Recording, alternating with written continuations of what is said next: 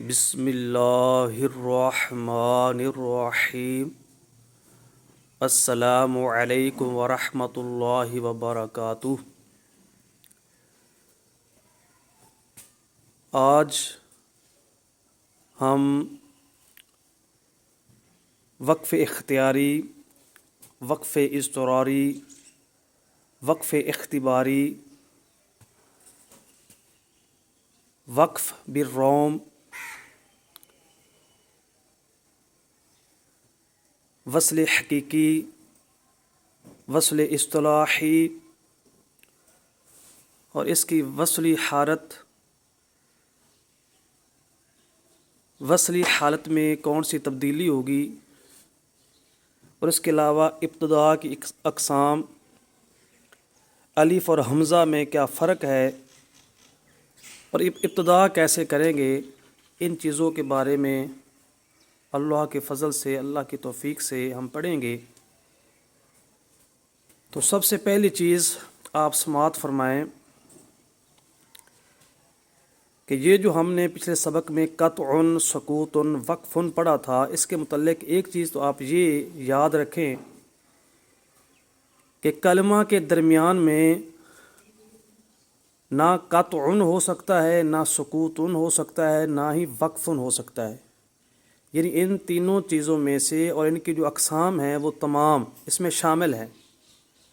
یہ کلمہ کے آخر میں، یعنی کلمہ جو بھی ہوگا اس کا جو آخری حرف ہوگا اس پر ہی یہ تینوں اور ان کی اقسام یہ کیے جا سکتے ہیں۔ کلمہ کے درمیان میں نہ قطع ہو سکتا ہے، نہ سکوت ہو سکتا ہے، اور نہ ہی وقف ہو سکتا ہے، اور نہ ہی ان کی اقسام میں سے کوئی قسم وقف تام ہے یا وقف بالاسکان ہے یا وقف اختیاری ہے یا وقف اضطراری ہے، کوئی بھی جو ہے درمیان میں نہیں ہو سکتی کلمہ کے درمیان میں۔ تو قطع جو سکوت ہے، یہ دو چیزیں یہ تو کوشش کریں کسی آیت کے آخر میں جہاں آیت مکمل ہو جائے وہاں ہی ہو، اور ہو سکے تو بلکہ جہاں رکوع مکمل ہوتا ہے وہاں کیا جائے، لیکن آیت کے آخر میں بھی ہو سکتے ہیں۔ وقف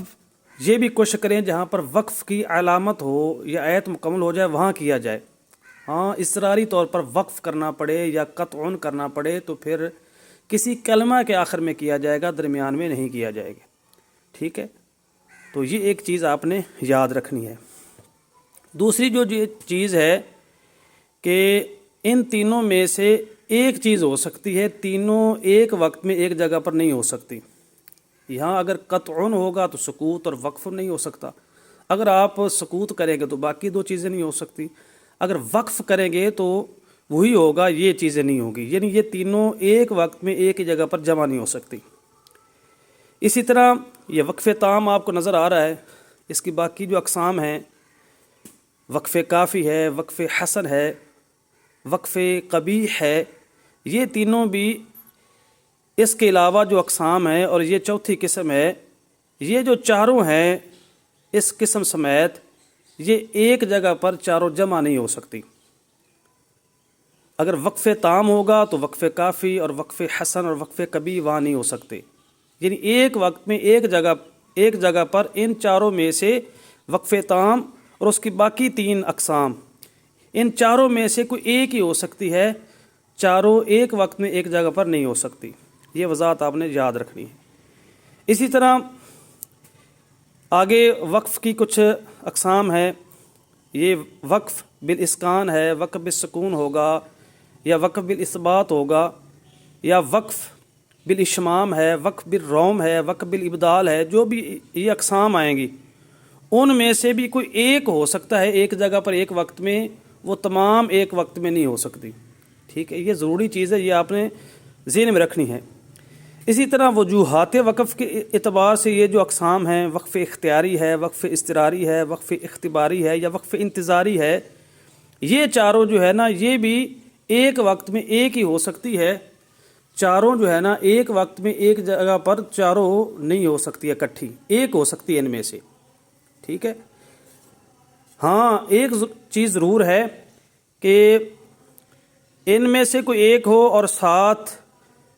ان میں سے یا ان کی اقسام میں سے کوئی ایک ہو تو یہ دونوں جمع ہو سکتی ہیں۔ اسی طرح یہ ہے، اور اس کی باقی جو اقسام ہے، وقف بالسکون ہے، وقف بالابدال ہے، وقف بالاثبات ہے، اسی طرح وقف بالروم ہے، وقف بالاشمام ہے، وہ آپس میں تو جمع نہیں ہو سکتی، لیکن ان میں سے کوئی ایک ہو اور ادھر سے ایک ہو تو وہ جمع ہو سکتی ہے۔ اسی طرح ان میں سے کوئی ایک ہو، یا اس کی اقسام میں سے کوئی ایک ہو، یا اس کی اقسام میں سے کوئی ایک ہو تو وہ بھی جمع ہو سکتے، اور ان میں سے کوئی ایک چیز بھی جمع ہو سکتی ہے، ٹھیک ہے، لیکن یہ تینوں ایک وقت میں جمع نہیں ہو سکتے۔ اسی طرح وقف تام اور اس کی جو اقسام ہے، وقف کبھی ہے، وقف کافی ہے، وقف حسن ہے، وہ ایک وقت میں تمام جمع نہیں ہو سکتی، ہاں ان میں سے کوئی ایک اور ان میں سے کوئی ایک یہ جمع ہو سکتی ہیں۔ اسی طرح یہ اور اس کی باقی جو ہے نا چیزیں، وقف بالسکون ہے، وقف بالابدال ہے، وقف بالاثبات ہے، یا وقف بالروم ہے، وقف بالشمام ہے، جو بھی ہیں باقی صورتیں، ان میں سے کوئی ایک ہوگا، یہ آپس میں تو ایک جگہ پر جمع نہیں ہو سکتے، لیکن اوپر والی جو صورتیں ہیں ان میں سے کسی ایک ساتھ یہ جمع ہو سکتے ہیں۔ تو یہ چیزیں جو ہے نا آپ نے ذہن میں رکھنی۔ اسی طرح یہ جو چار ہیں، اختباری اور ایک انتظاری ہے جو یہاں پر نہیں لکھی ہوئی، یہ چاروں میں سے کوئی ایک تو ہوگی، یہ ان میں سے کسی کے ساتھ تو جمع ہو سکتی ہے، لیکن آپس میں یہ ایک جگہ پر اکٹھی ایک جگہ پر ایک وقت میں جمع نہیں ہو سکتی۔ تو یہ ضروری چیز آپ نے سماعت فرمائی اور اس کو یاد بھی رکھنا ہے۔ تو آج کا سبق جو ہے نا اس کے متعلق یہ دو مخارج جو ہیں وہ آپ سماعت فرمائیں۔ یا مدہ،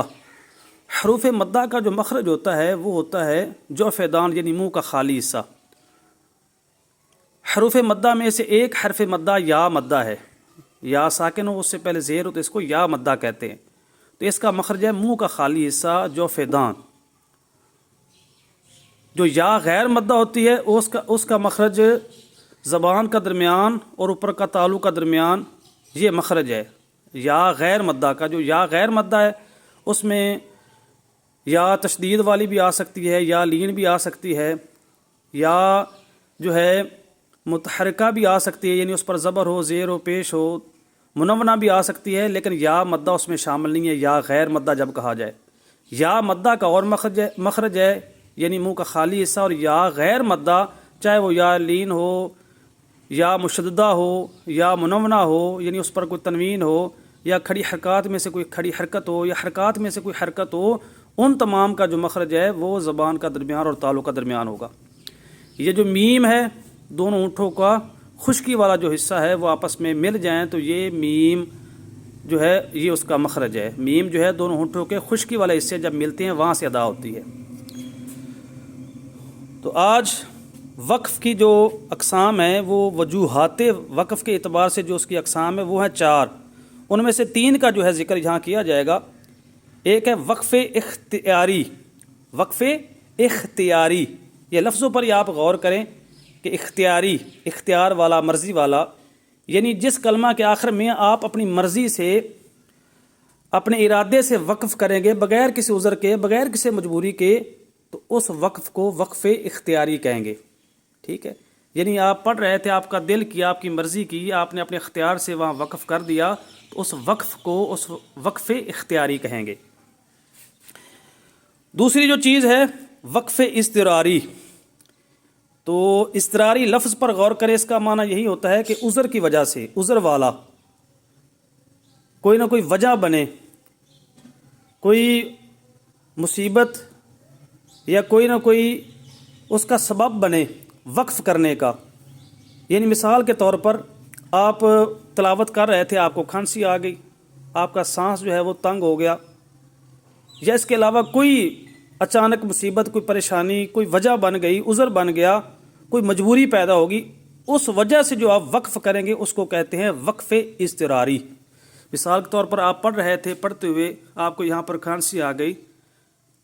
یا کوئی اور مجبوری بن گئی، تو اس مجبوری کی وجہ سے، اس کھانسی کی وجہ سے اگر آپ نے وقف کیا تو اس کو وقف اضطراری کہیں گے۔ اور سب سے آخر میں جو ہے وہ وقف اختباری، یہ با ہے، وقف اختباری۔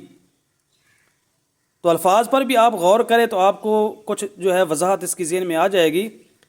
کہ وقف کا تو وہی معنی ہے ٹھہرنا، رکنا،